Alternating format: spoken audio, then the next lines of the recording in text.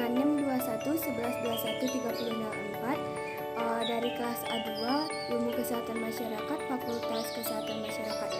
Saya akan menjelaskan tentang peran SKM dalam menghadapi masalah kekurangan gizi dan kontribusinya dalam pembangunan nantinya.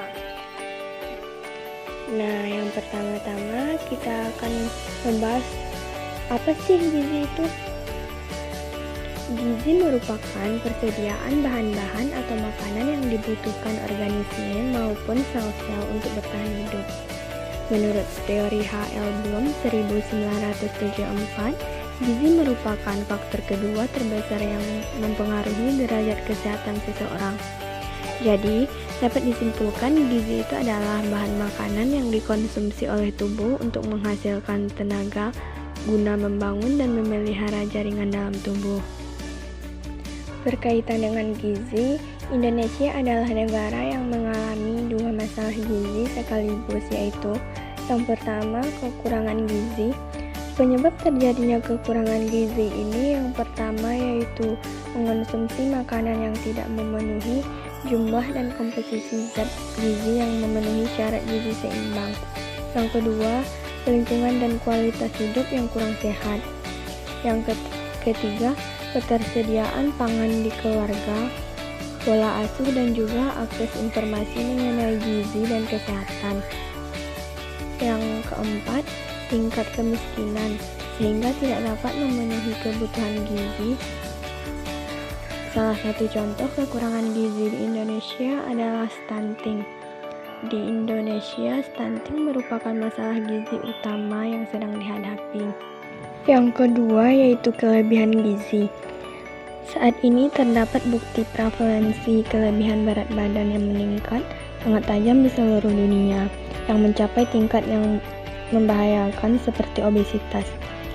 Obesitas adalah kelebihan berat badan sebagai akibat penimbunan lemak tubuh yang berlebihan. Faktor risiko yang menyebabkan seseorang terkena obesitas yang pertama yaitu masalah sosial dan ekonomi. Yang kedua, mengonsumsi obat-obatan. Yang ketiga, gaya hidup. Yang keempat, diet tidak sehat. Yang kelima, genetik. Masalah kekurangan gizi.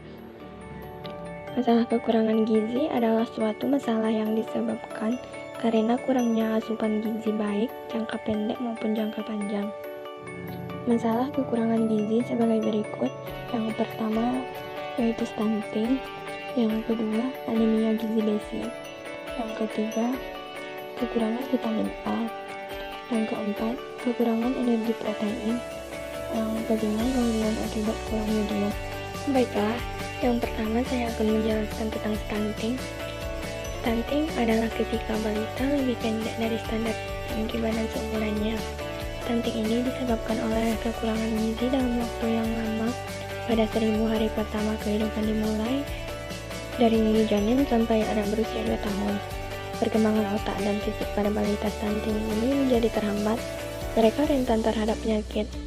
Akibatnya, anak stunting ini akan sulit berprestasi ketika dia dewasa, dan anak stunting lebih mudah mengalami kegemukan atau obesitas, sehingga berisiko besar terhadap penyakit jantung dan diabetes.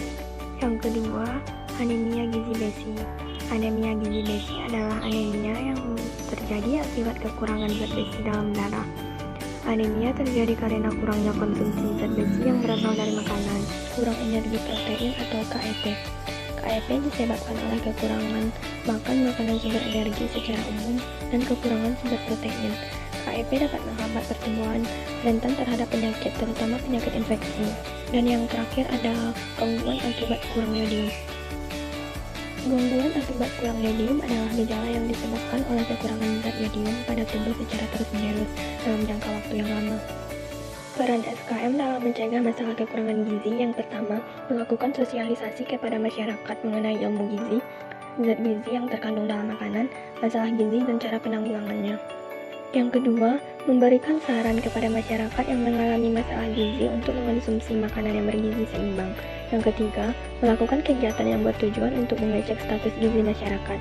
Yang keempat, memberikan penyuluhan kepada ibu hamil untuk selalu mengonsumsi makanan yang bergizi seimbang agar ibu dan janin dalam keadaan sehat. kontribusi SKM dalam pembangunan nantinya. Mengakhiri kelaparan, mencapai ketahanan gizi, meningkatkan gizi dan mendorong pertanian yang berkelanjutan. Masyarakat harus memperoleh makanan yang aman dan terpenuhinya angka kecukupan gizi pada masyarakat. Persediaan sekolah dan layanan kesehatan yang mensosialisasikan tentang gizi dan pangan yang baik untuk masyarakat, sehingga masyarakat dapat memiliki tingkat kecukupan gizi yang optimal. Sarjana kesehatan masyarakat memiliki peran yang lebih penting sebagai tenaga yang berperan aktif di lapangan, mensosialisasikan imunisasi dan pentingnya posyandu. Nah, sekian penjelasan dari saya. Semoga bermanfaat. Assalamualaikum warahmatullahi wabarakatuh.